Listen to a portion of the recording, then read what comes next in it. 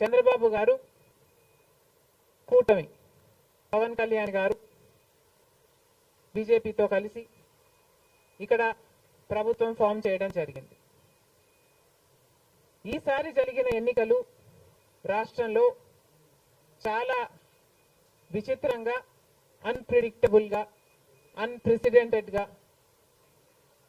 ఈ ఎన్నికలు నిలిచాయి. కారణం ఏమిటి అంటే ప్రజలు చాలా డిసిసివ్ గా ఒక నిర్ణయం తీసుకున్నారు. మాకు మార్పు కావాలి అన్న నిర్ణయం ప్రజలు తీసుకున్నారు కాబట్టే ఈ ఎన్నికలు ఒకే డిసిషన్ మీద ఆధారపడి జరిగిన ఎన్నికలు. For Jagan, against Jagan. ఇది ఒకటే డిసిషన్ గా ఈ ఎన్నికలు నిలిచాయి. For Jagan or against Jagan. Against Jagan అన్న మార్పు కావాలి అన్న ఈ గట్టి డిసిషన్ ప్రజలు తీసుకున్నారు కాబట్టి ఈరోజు వాళ్ళ ఓటు వేస్ట్ కాకూడదు అన్నట్టుగా చాలా డిసిసివ్ గా they voted with a vengeance for change. ఇది అవునన్నా కాదన్నా ఇది వాస్తవం. కేవలం అంత గట్టి నిర్ణయం ప్రజలు తీసుకుని మార్పు కావాలి అన్న అంత గట్టి డిసిజన్ తీసుకున్నారు కాబట్టి ఇన్ ద ప్రాసెస్ ఈరోజు కాంగ్రెస్ పార్టీ కూడా అనుకున్న మేరకు పర్ఫామ్ చేయలేకపోయింది. కాంగ్రెస్ పార్టీ కూడా కేవలం నెల రోజుల ముందు సర్వే చేస్తే Congress party vote share between 6 to 7% ఉంది. దాన్ని మేము కష్టపడి పనిచేస్తే నేనే స్వయంగా 64 కాన్స్టిట్యుయెన్సీల్లో క్యాంపెయిన్ చేయడం కూడా జరిగింది. వీటన్నిటితో కనీసం 8% దాటుతుంది అని కాంగ్రెస్ పార్టీ ధీమాగా ఉంటే అది కూడా జరగలేదు. కారణం ఏమిటి అంటే ప్రజలు చాలా డిసిసివ్ గా వాళ్ళ ఓటు వేస్ట్ కాకూడదు, ప్రభుత్వం ఎలాగైనా మారాలి, మేము మార్చాలి అన్న డిసిషన్ తీసుకున్నారు కాబట్టి ప్రజలు కాంగ్రెస్ పార్టీకి కూడా ఓటు వేయడానికి ఆలోచన చేయడం జరిగింది. ఏది ఏమైనా కాంగ్రెస్ పార్టీ ప్రజల గుండెల్లో స్థానం సంపాదించుకోవడం మొదలుపెట్టింది. ఇది ఇలాగే అంచెలంచెలుగా పెరుగుతూ పోతుంది. రాహుల్ గాంధీ గారి నాయకత్వంలో మేమందరం కూడా కష్టపడి పనిచేయడానికి సిద్ధంగా ఉన్నాం. అటు కేంద్రంలోనైనా ఇటు రాష్ట్రంలోనైనా కాంగ్రెస్ పార్టీకి మంచి భవిష్యత్తు ఉంటుందని 2029 కల్లా మేము ఒక మంచి పొజిషన్లోకి రాగలమని నమ్మకం మా అందరికీ ఉంది. ఈరోజు చంద్రబాబు గారు ముఖ్యమంత్రి ప్రజల తీర్పును గౌరవిస్తూ ఆయనకు మరొకసారి శుభాకాంక్షలు తెలియజేస్తుంది కాంగ్రెస్ పార్టీ. అలాగే చంద్రబాబు గారికి మరొకసారి గుర్తు చేస్తుంది కాంగ్రెస్ పార్టీ మన రాష్ట్రానికి రావాల్సిన ప్రత్యేక హోదా. ప్రత్యేక హోదా అన్నది ఆంధ్ర రాష్ట్ర ప్రజల ఊపిరి.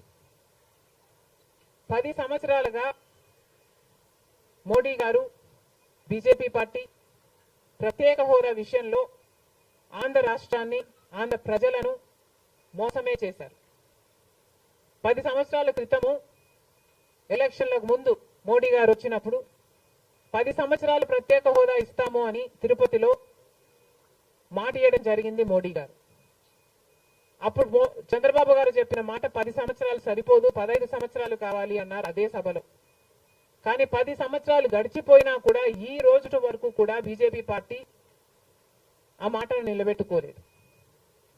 కానీ ఇప్పుడు చంద్రబాబు గారు మద్దతు ఇస్తున్నారు కాబట్టి బీజేపీ పార్టీ అధికారంలో నిలబడింది. ఈ విషయం మోడీ గారు గుర్తుపెట్టుకోవాలి. ఎందుకంటే ఈరోజు ఆంధ్ర రాష్ట్ర ప్రజల ఎన్నుకున్న ఎంపీలు కనుక బీజేపీ పార్టీకి చంద్రబాబు గారు మద్దతు ఇవ్వకపోయి ఉంటే అసలు బీజేపీ పార్టీ అధికారంలో ఉండే ప్రసక్తే లేదు. ఈరోజు బీజేపీ పార్టీ అధికారంలో ఉంది అంటే దానికి కారణం ఆంధ్ర రాష్ట్ర ప్రజలు అని మోడీ ఇప్పటికైనా గమనించాలి.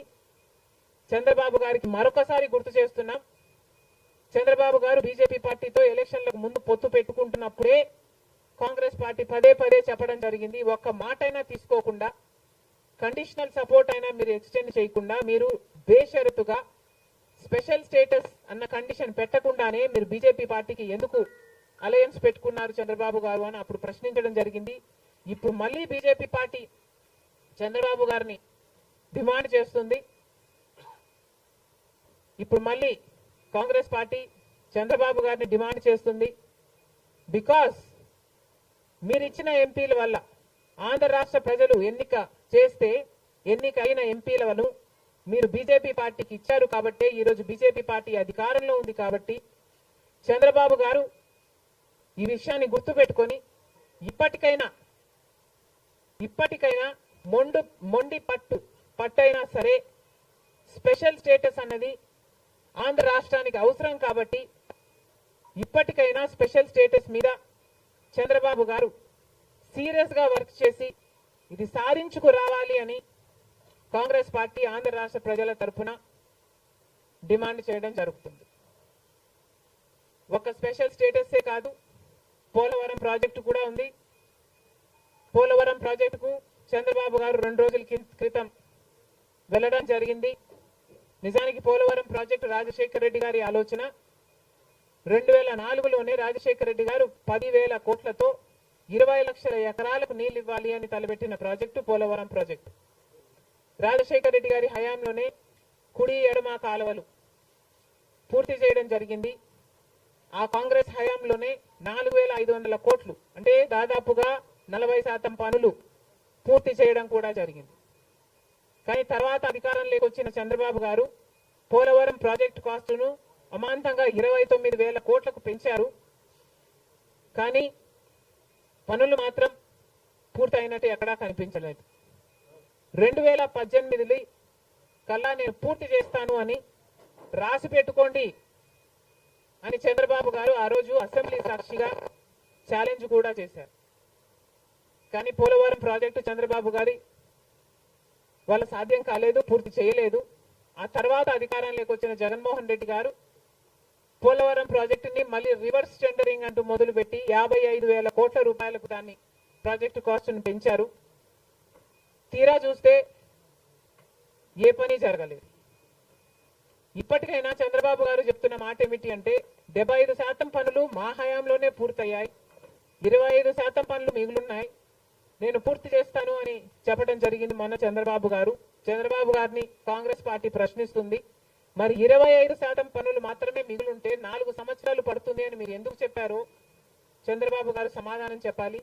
పోలవరం ప్రాజెక్టు మీద ప్రజలకు క్లారిటీ లేదు కాబట్టి పోలవరం ప్రాజెక్టు మీద ఒక వైట్ పేపర్ మీరు రిలీజ్ చేయండి. దాంట్లో అసలు పోలవరం పరిస్థితి ఏమిటి, దాని డిజైనింగ్ దగ్గర నుంచి మొదలు పెడితే అసలు దాని ప్రస్తుత పరిస్థితి ఏమిటి, మీరున్న 5 సంవత్సరాల అధికారంలో ఉన్నప్పుడు ఏం చేశారు, తర్వాత జగన్మోహన్ రెడ్డి గారు ఏం చేశారు, ఇప్పుడు ఏమి చేయాలి,